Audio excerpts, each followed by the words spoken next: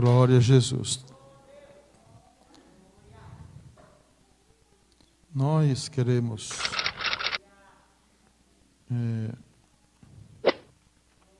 falar hoje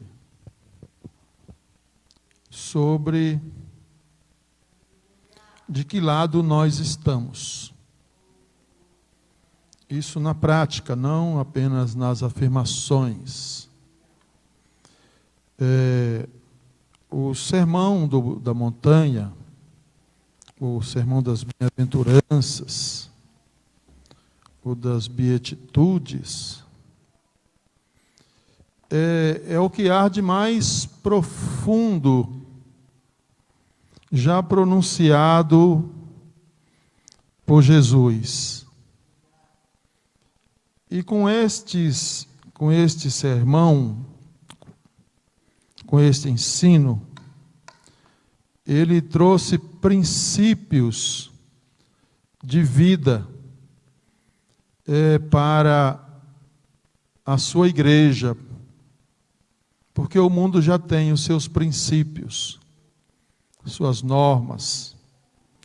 E Jesus não deixou de falar sobre este assunto extremamente necessário para a nossa vida. Estou falando de Mateus 6, 24 e o 33. Talvez hoje a gente fale só de Mateus 6, 24. Como é que a gente entende na prática este ensino? Porque às vezes nós jogamos a bola para quem tem dinheiro. Só incorre nesse pecado, supostamente, quem tem dinheiro. Como é que nós entendemos esta palavra, visto que a sociedade, como ela foi formada atualmente, é uma sociedade capitalista. Não tem uma única pessoa nessa nossa sociedade que viva sem depender do dinheiro. Como deve ser essa relação nossa com o dinheiro? Quando é que o dinheiro se torna mamão? Ou Deus das riquezas, quando é que ele se torna mamão na nossa vida? Se nós ansiamos pela prosperidade, se nós até julgamos as pessoas que não prosperam, ou julgamos também as que prosperam, ninguém está isento dos nossos, estou falando genericamente, dos nossos julgamentos. E Jesus não deixou de falar sobre este assunto. Ele diz ninguém, e quando ele diz ninguém, é ninguém, tanto crentes como descrentes, tanto salvos como perdidos, pode servir a dois senhores. Na versão Reina Valera, está escrito a dois amos, porque aqui está a figura de um escravo. Porque ou há de odiar a um e amar o outro, ou se dedicará a um e desprezará o outro. Não podeis servir a Deus e a Mamon, que significa o Deus das riquezas. Quando Jesus disse esta palavra, há 2000 e poucos anos atrás, o conceito de escravo não era o mesmo conceito que nós temos hoje. O escravo do tempo de Jesus, o escravo do tempo de Abraão, o escravo do tempo de Moisés, e sucessivamente, não é o mesmo escravo que nós entendemos hoje. O escravo não era uma pessoa. O escravo não era gente. O escravo era como se fosse um objeto. Eu comprei, é meu, é propriedade minha, eu vou fazer dele o que eu quiser. Se eu quiser dar comida para ele, ninguém tem nada a ver com isso. Se eu quiser chicoteá-lo todo dia, ninguém tem a ver com isso. Se eu quiser tratá-lo bem, ninguém tem nada a ver com isso. O escravo é meu. Eu comprei com meu dinheiro. Tem uma lei lá que Deus estabeleceu sobre a questão do escravo. E Jesus tem em mente esta figura, não a de hoje. Por isso que é difícil da gente entender esta palavra. Porque nós pensamos como as pessoas hoje. Hoje ninguém quer nem ouvir falar desse negócio de escravidão. Aliás, ninguém quer nem ouvir falar de ninguém mandar em ninguém. Todo mundo repudia isto.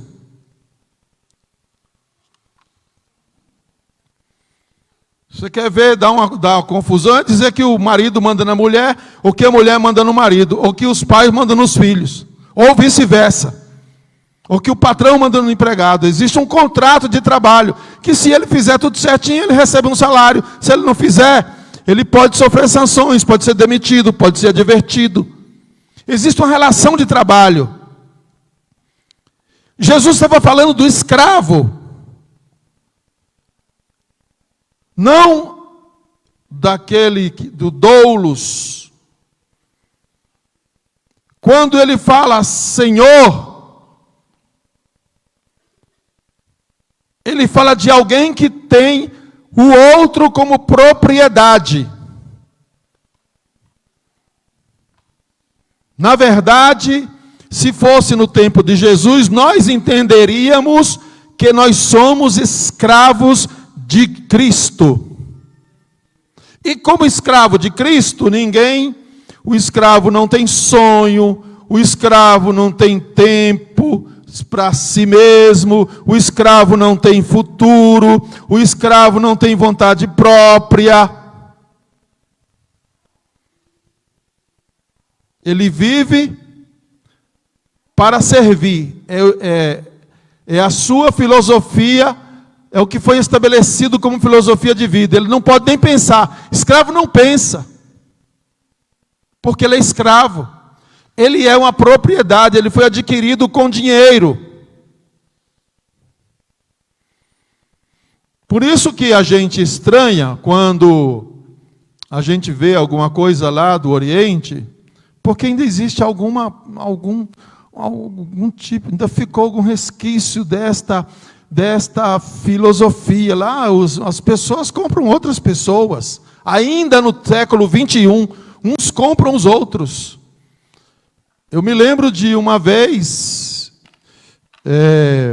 nós estivemos passeando num shopping lá do Egito, da cidade do Cairo, e foi conosco o grupo.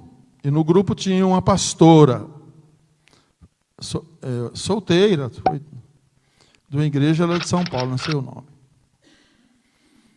E o guia disse assim: olha, não é bom você ir sozinho, assim, desacompanhada, que isto é, sem dar o braço. Você tem que dar o braço lá, porque senão, porque eu não sei o que. Eu estou só dando uma orientação para você não ter problema. E começaram a passear e olhar, e as lojas. E todo mundo tem o seu pazinho lá. E já conhece a filosofia. Quem usa aquelas roupas típicas dele já não tem problema. Mas quem não usa essas roupas tem dificuldades. E um senhor, que disseram que era sheik, né? Conversando com o seu assessor, chamou alguém daquele grupo e perguntou para a pessoa assim: eu queria comprar essa moça aqui.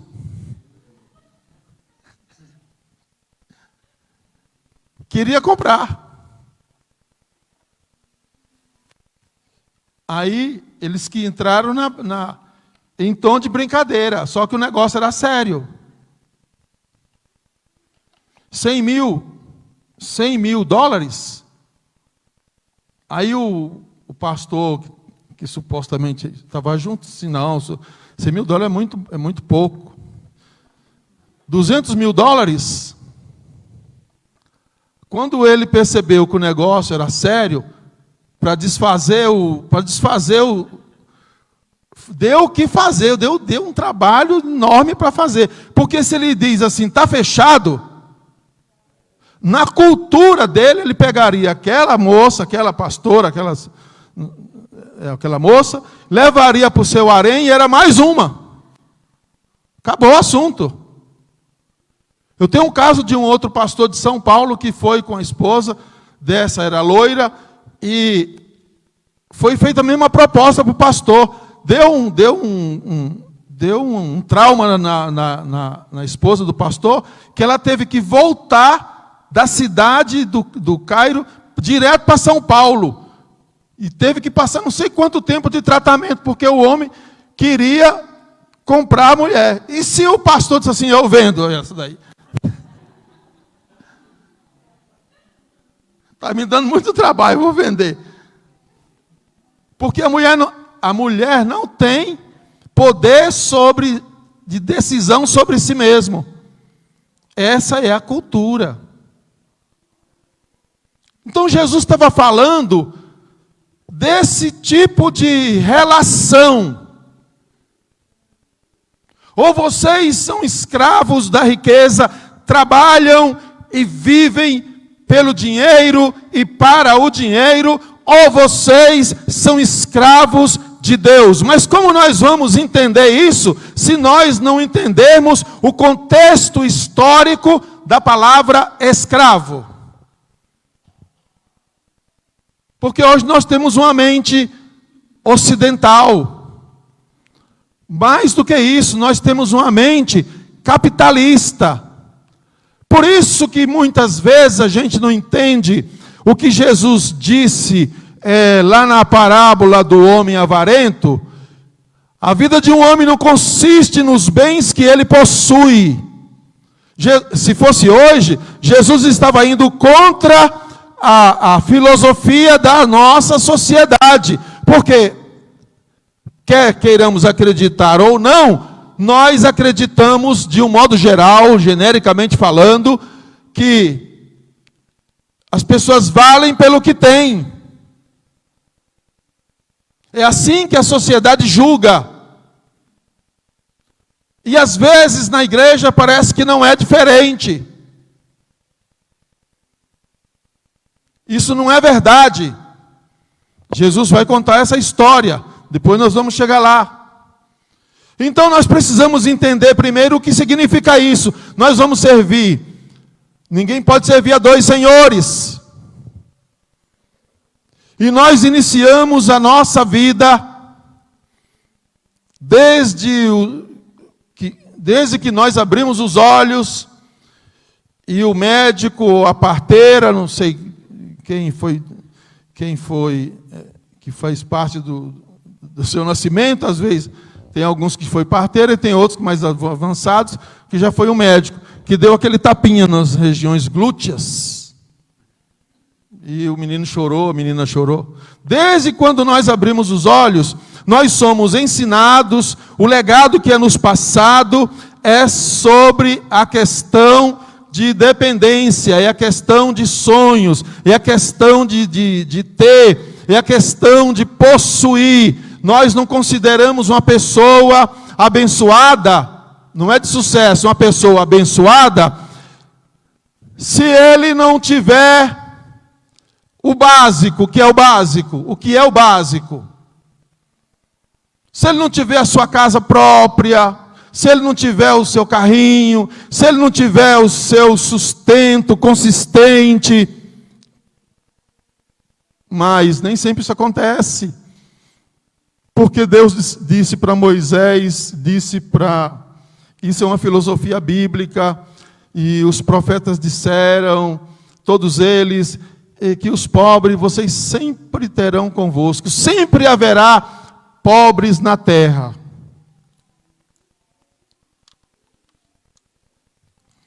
Não fique imaginando que Deus vai aparecer para mim e para você, como apareceu para Salomão. Porque talvez nós não tenhamos estrutura. Com certeza. O que você faria se Deus aparecesse para você, dissesse, meu servo José, pede o que você quiser. Estou usando o senhor como... Viu? Mas podia ser para você, missionária Alda. Você acordou, sonhou, Deus falou com você, Deus falou comigo. Você vai acordar o marido na hora, Deus falou comigo, Ele quer saber o que eu quero, o que eu vou pedir. Deus vai aparecer para todo mundo assim? Todo mundo tem essa estrutura. Todo mundo tem este desapego.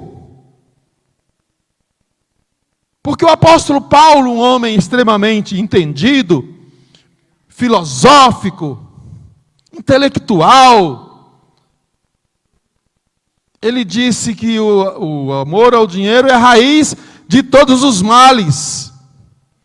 Se considerarmos o dinheiro como um Deus, nós iremos perder a salvação. O que nós fizermos aqui não vai resolver. E a gente dificilmente para pensar na filosofia escrita por Salomão em Provérbios e em Eclesiastes. Tudo é vaidade, ninguém vai levar nada, nem pobre leva nada, nem rico leva nada, nem meio termo, ninguém leva nada, não leva roupa, não leva nada, ninguém leva nada. Pode até usar aquela roupinha melhorzinha para vestir, mas depois de 2 dias só, ninguém chega nem perto. Você pode amar a vida inteira, mas depois de 3 dias, misericórdia. Ninguém leva nada, a gente não considera isto.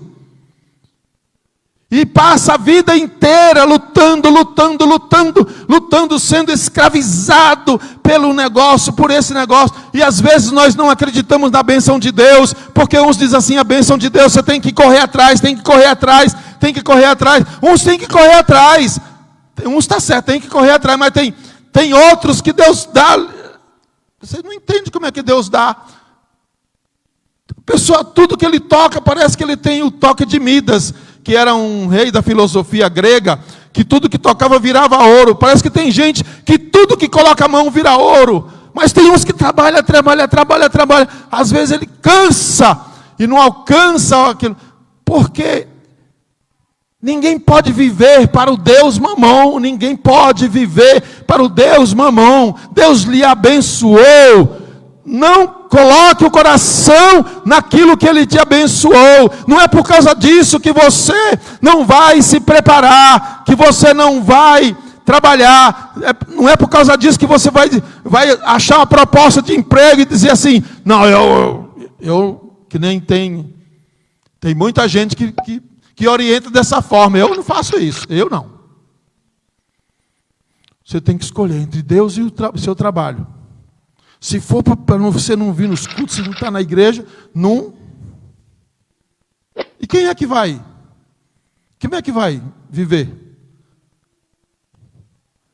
Hoje não é que antigamente. Ninguém trabalhava de noite era para dormir. Hoje o mundo é capitalista, é baseado no capital. Como é que pode, como é que vai conciliar uma coisa com a outra? Temos nesse texto aí dois senhores distintos, Deus e Mamon. Qual desses Deus, que Deus que está ocupando o nosso coração? Porque lá no final dessa palavra, Jesus diz assim, mas buscar em primeiro lugar, o reino de Deus. Se a prioridade não for, eu faço isso por causa do reino de Deus, eu vou me sujeitar a isso por causa do reino de Deus. A minha prioridade é o reino de Deus, e reino de Deus não é estar na igreja todos os dias, porque as pessoas podem estar na igreja todos os dias e não ter como prioridade o reino de Deus. Nós viemos aqui hoje por gratidão, nós viemos aqui porque precisamos de uma orientação, nós viemos aqui porque precisamos ouvir uma palavra de orientação para o nosso dia a dia.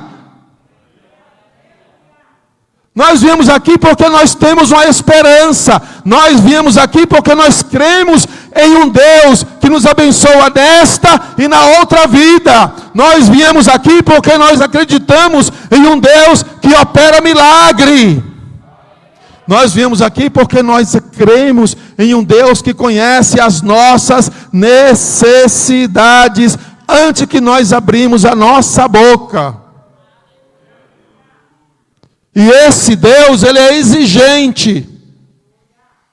Ele não aceita dividir a nossa mente, o nosso coração com mais nada. A prioridade é de Deus, o coração é de Deus, a vida é de Deus. Por isso o primeiro mandamento é: amarás o Senhor teu Deus de todas as tuas forças, de toda a tua alma, de todo o teu entendimento. Amar Deus integralmente. Mas Mamon é o Deus da cobiça. Mamon é o Deus da avareza. Mamon é o Deus da mesquinhez. Eu vejo esses dias, um amigo disse assim: eu não entendo, pastor. Ele não é crente. Eu não entendo. As pessoas ficam batendo no peito porque tem 2, 3 casas. Eu tenho 2, 3 casas. Isso o amigo falando para mim. Só que eles esquecem que a terra é de Deus. De quem é a terra? É de Deus. Não tem nada. O proprietário da terra é de Deus. Nós somos apenas mordomos.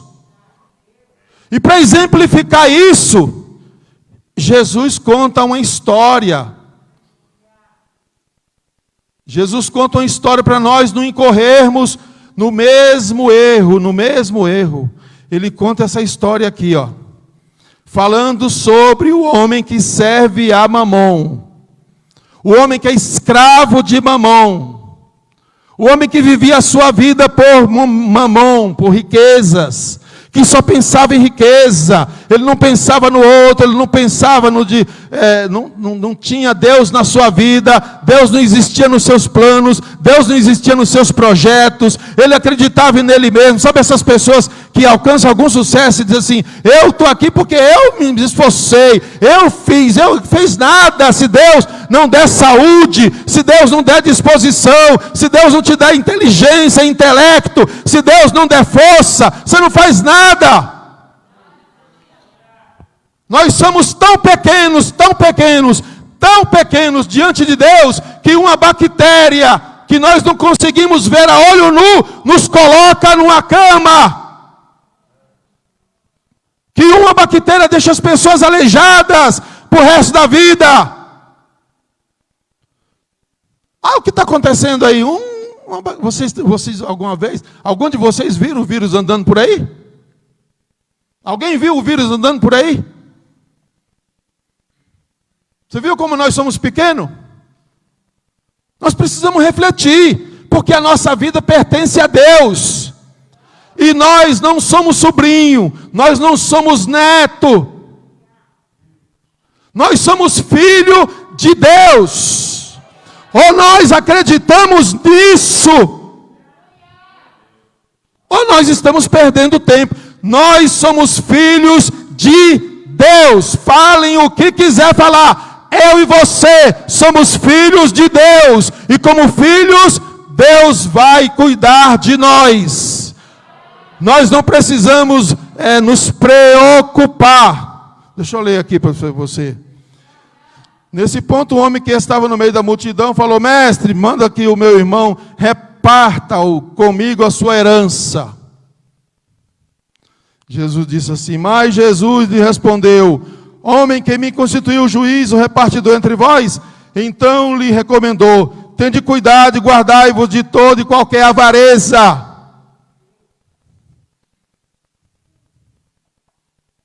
Gente que faz questão de...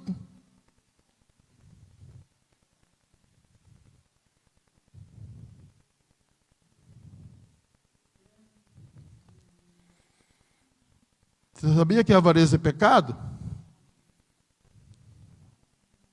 Porque ele não pensa nos outros.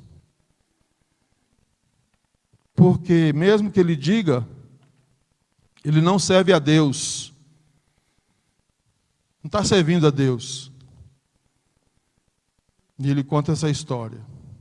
Porque a vida de um homem não consiste na abundância de bens que ele possui. É meu, isso é meu, isso é meu.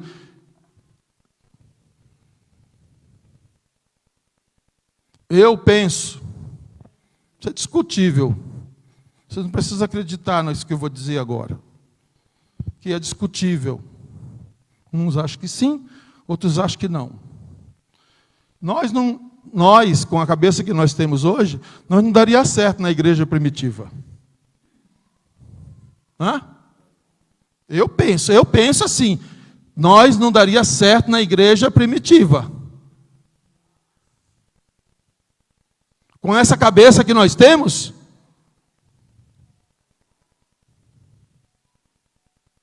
não funcionava. Às vezes nós fazemos o mesmo julgamento que os discípulos de Jesus fizeram em relação às pessoas. Mestre, esse daí, quem foi que pecou? Foi ele, foi seus pais. Ele está assim por causa do pecado. Era uma filosofia que existia entre os judeus. Você não tem nada porque você cometeu pecado, você está amaldiçoado, esse tipo de coisa. E não é. Porque uma vez que nós nos tornamos filhos de Deus, caiu toda a maldição que havia sobre a nossa vida. Amém, irmão? Agora nós somos abençoados. Agora nós não somos mais, não vivemos mais para nós. O princípio do texto é esse: nós não vivemos mais para nós. Ou vamos viver para Deus, ou vamos viver em função de mamão. Como nós estamos na igreja de Deus, nós estamos aqui para viver para Deus. Então, eu vou me anular. Isso está coerente com o ensinamento de Jesus, aquele que renunciar a si mesmo, aquele que não negar a si mesmo. Agora as nossas vontades não são mais nossas. Eu faço o que eu quero. Quem que disse que isso? Então, você já se excluiu de ser um filho de Deus. Porque se nós servimos a Deus, há muita gente servindo a um monte de outras coisas, menos a Deus. A religiosidade não tem nada a ver com Deus. O Evangelho é totalmente diferente. Como é que funciona essa prioridade de Deus na nossa vida? E lhe proferiu ainda uma parábola. A parábola é o ensino que tem verdades, que você tira verdades espirituais de uma história. O campo de um homem rico, o homem já era rico, produziu em abundância.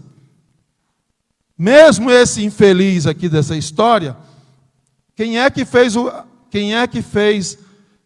o campo dele produzir? Se Deus não manda a chuva no tempo certo, se Deus não manda o sol no tempo certo, se a geada vem em demasia, os seus esforços iam dar certo? Tudo que nós planejamos na nossa vida dá certo? Se Deus não aprovar, se Deus não tiver no controle, se Deus não tiver no negócio, às vezes nós não consideramos isso, e a parábola ensina isso.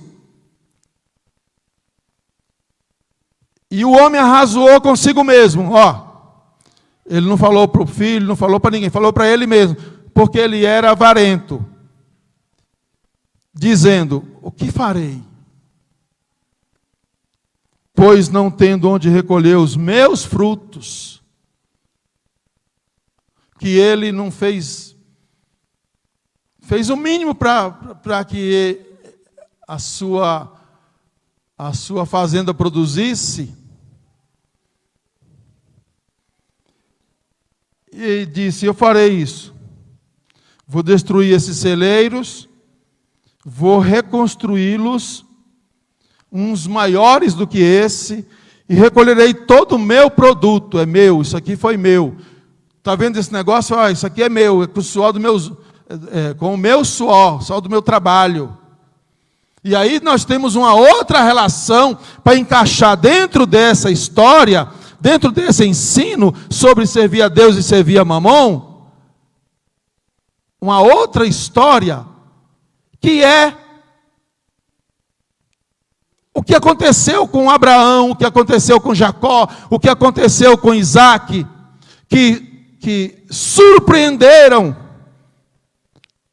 os pagãos, os reis, com as riquezas que eles tinham. Como vai explicar um homem que começou trabalhando 7 anos por uma mulher, mais 7 anos pela outra, depois mais 7 anos para formar o seu rebanho, e a Bíblia diz que ele foi um dos homens mais ricos, e depois ele deixa essa herança para Isaac, e a Bíblia diz que Isaac foi para a terra de Abimeleque, e na terra de Abimeleque o homem tornou-se riquíssimo, porque ele tinha a bênção de Abraão, e foi transferida para Jacó, e agora foi transferida para ele, e depois transferida para as 12 tribos.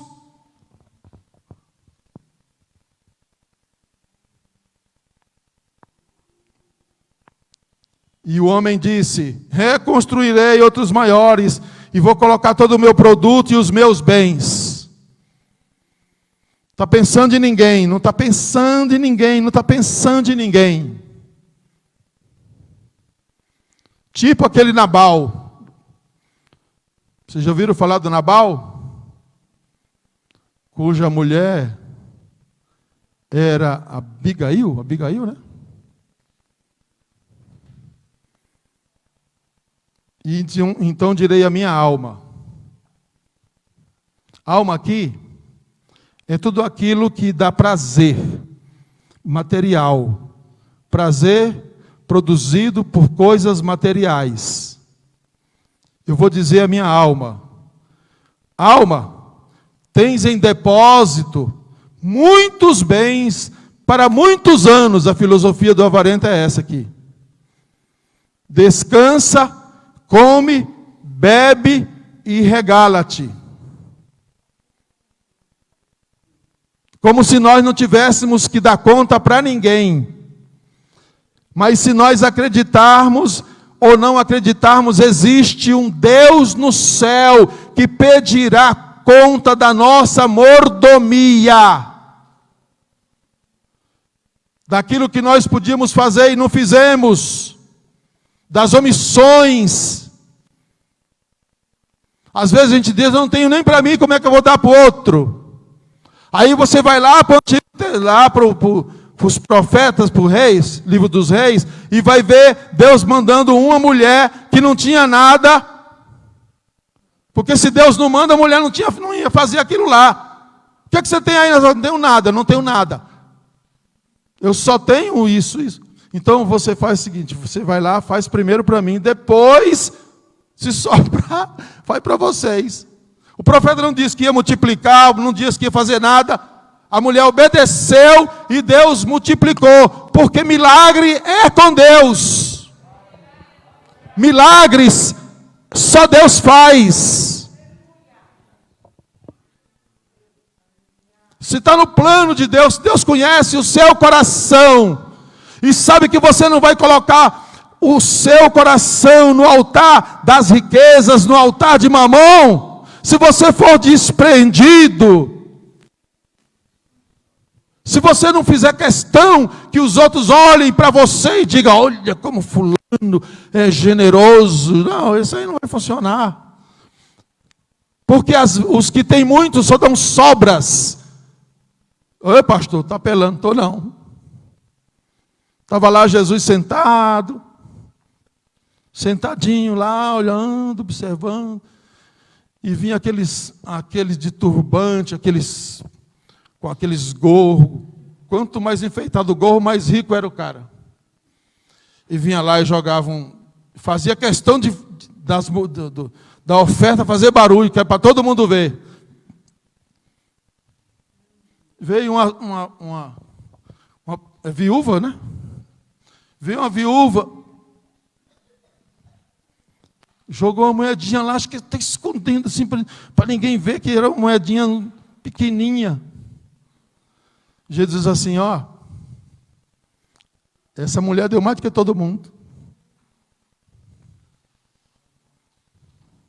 Você está percebendo que não é a quantidade, é a qualidade com que nós ofertamos e contribuímos e entregamos e dedicamos a causa de Deus. Não é a quantidade. Oxalá que todos nós pudéssemos dar bastante para que o reino de Deus, bendito seja o seu nome, fosse crescendo, crescendo, crescendo, crescendo, crescendo, crescendo, do jeito que Ele quer que aconteça. Mas se a gente fizer aquele negocinho, acho que vai faltar. Mas eu não quero falar de contribuição, eu quero falar sobre servir.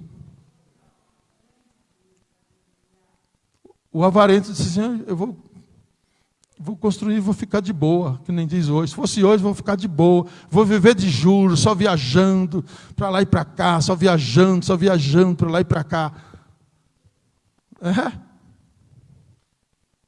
Como se nós tivéssemos o controle da nossa vida. Porque nós vivemos dizendo, a nossa vida é de Deus, a nossa vida é de Deus, a nossa vida pertence a Deus. Mas no final eu faço o que eu quero, eu digo o que eu quero, eu vou para onde eu quero, e quem planeja sou eu. Só quando dá errado eu corro e digo, Deus, o que deu errado?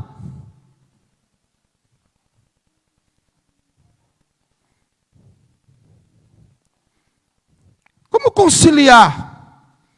Como é que nós é possível conciliar a nossa vida sem ferir esse princípio bíblico de servir a Deus? De ter como prioridade o reino de Deus. Eu não estou falando de você ficar pensando em igreja 24 horas, não é isso não. Servir a Deus é totalmente diferente, é uma vida dependente de Deus. E muitas pessoas pensam assim, o que eu vou ficar perturbando Deus? Se eu posso fazer, se eu posso escolher, se eu posso aquilo? E hoje nós vemos muita gente nas igrejas correndo atrás do prejuízo. Ele soltou o balão e quer que Deus segure a vareta. Não vai acontecer. É porque Deus é muito misericordioso para conosco.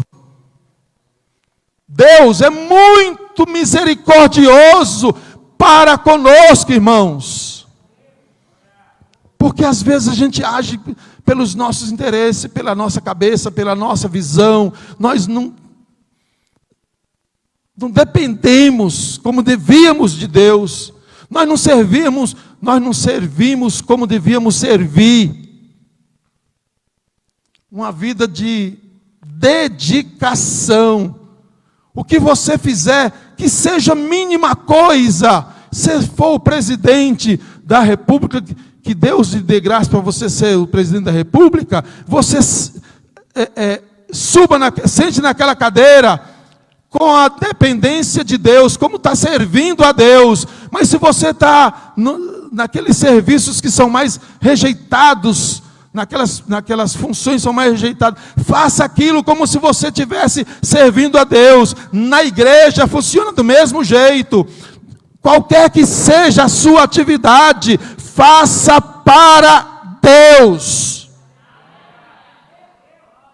Não faça para mim, porque o máximo que eu posso é te abençoar.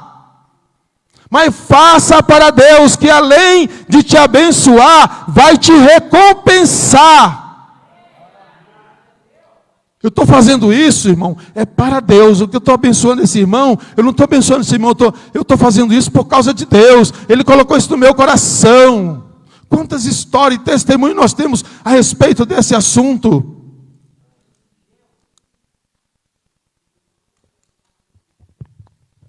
A nossa vida tudo é uma fase.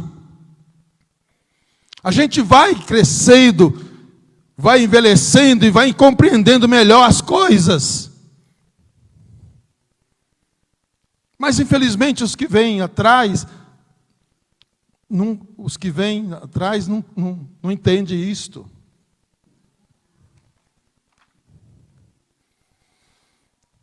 Como podemos viver para ganhar o dinheiro sem servir a mamão?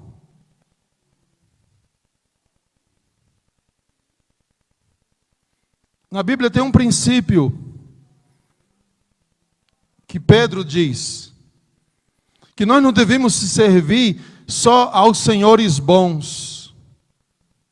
Devemos servir aos maus, aos governantes maus, aos governantes bons. Devemos servi-los, não na presença, mas como servindo a Deus. Se a nossa vida for pautada nesta filosofia, vou servir a Deus, o que Deus colocar na sua mão, você vai ter a orientação de Deus de como administrar isso. E tem pessoas que não têm o coração desprendido naturalmente. Ele nunca teve o coração nos bens, na riqueza. Nunca teve esse sonho, ou esse pesadelo de tornar-se rico. Não. Tem pessoas que acontece naturalmente. E como ele está desprendido, quanto mais ele serve com aquilo que Deus lhe deu, mais Deus lhe dá, mais Deus vai lhe dando, mais Deus vai lhe dando. E nós não entendemos isso, essa situação.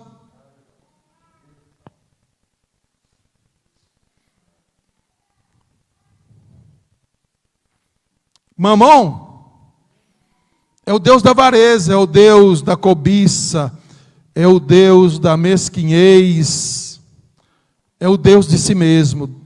O nosso Deus é o Senhor, é o Deus de amor, é o Deus de bondade, é o Deus de compaixão, é o Deus de misericórdia, é o Deus de graça,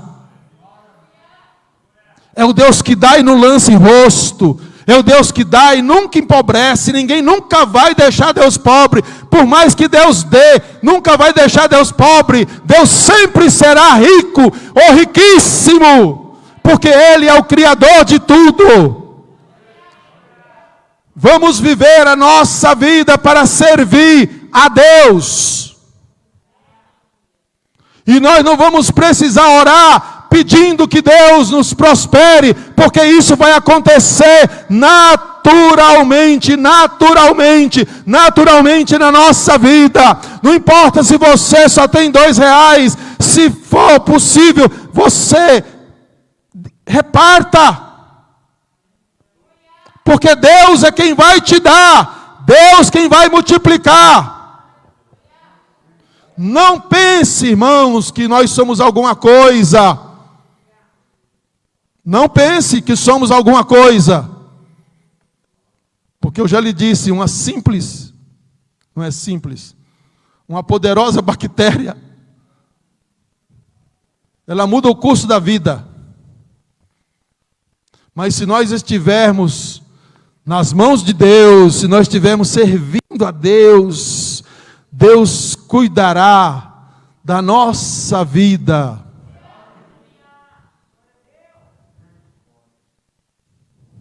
Você pode receber essa palavra, irmão? Deus não aceita dividir o lugar que lhe pertence no nosso coração. Deus não aceita dividir o lugar que lhe pertence em nosso coração. Deus não aceita dividir o lugar que lhe pertence no nosso coração. Amém? Deus abençoe os irmãos.